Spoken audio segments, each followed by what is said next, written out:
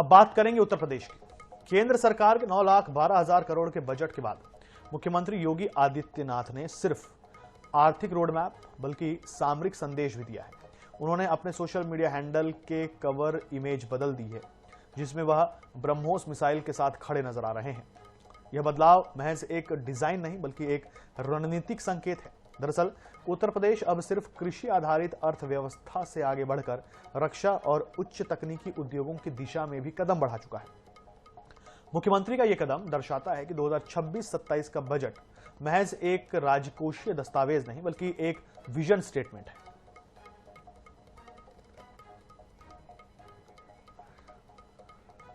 लखनऊ में विधानसभा सत्र का आज चौथा दिन। विधानसभा अध्यक्ष सतीश महाना ने बताया कि राज्यपाल के अभिभाषण पर धन्यवाद प्रस्ताव पर चर्चा कल से शुरू हो गई है और यह आज व कल तक चलेगी। कल मुख्यमंत्री योगी आदित्यनाथ सदन में अपना संबोधन देंगे। सोमवार से बजट पर चर्चा शुरू होगी। उन्होंने कहा कि विपक्ष का काम विरोध करना है और सरकार का काम जवाब देना है।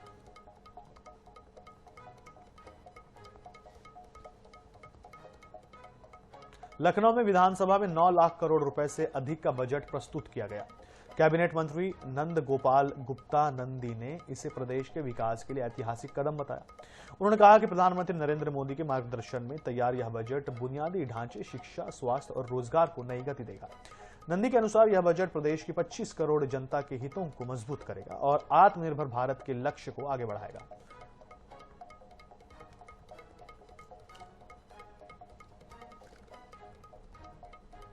उत्तर प्रदेश के डिप्टी सीएम ब्रजेश पाठक ने बाबर को लेकर बड़ा बयान दिया है। उन्होंने बाबर को आक्रांता और लुटेरा करार देते हुए कहा कि बाबर का भारतीय इतिहास में कोई स्थान नहीं होना चाहिए। ब्रजेश पाठक ने कहा कि बाबर सिर्फ एक लुटेरा था और उसकी राजनीति का कोई सकारात्मक प्रभाव नहीं था। उन्होंने बाबरी मस्जिद की घटना का उल्लेख करते हुए कहा कि जब यह घटना हुई थी तब कार्य सेवकों ने बड़ा नारा दिया था।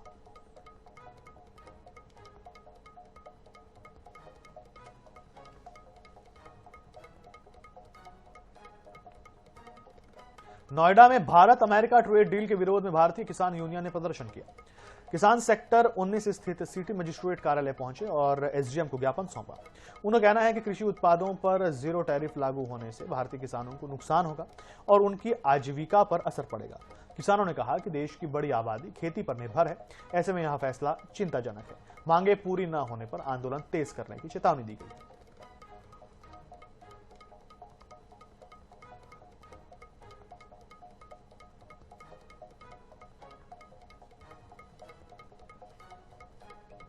लखनऊ में ऊर्जा संशोधन बिल और निजीकरण के विरोध में बिजली कर्मचारियों ने हड़ताल की। शक्ति भवन मुख्यालय पर बिजली कर्मियों ने धरना देकर विरोध जताया और गेट बंद कर दिए। निजीकरण नहीं चलेगा और जनसेवा है, निजीकरण नहीं जैसे नारे उन्होंने लगाए। हड़ताल में विद्युत कर्मचारी संयुक्त संघर्ष समिति और प्रदेश भर के कर्मचारी शामिल हुए। ओपीएस बहाली और संविदा कर्मियों की छटनी रोकने की मांग को लेकर प्रदर्शन जारी रहा। पुलिस ने शक्ति भवन के बाहर सुरक्षा के कड़े इंतजाम किए।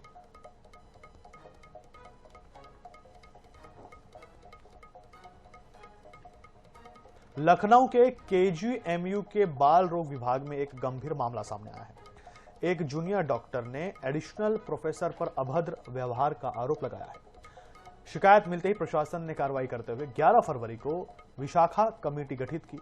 प्रारंभिक जांच में आरोप सही पाए जाने पर आरोपी एडिशनल प्रोफेसर को निलंबित कर दिया गया। अस्पताल प्रशासन ने डॉक्टरों और स्टाफ की सुरक्षा सुनिश्चित करने की बात कही। मामले की विस्तृत जांच जारी है और आगे सख्त कदम उठाए जाएंगे। अलीगढ़ में 10 महीने पहले दामाद के साथ भागी सास एक बार फिर सुर्खियों में। बताया जा रहा है कि सपना नाम की महिला अब अपने बहनोई के साथ फरार हो गई है।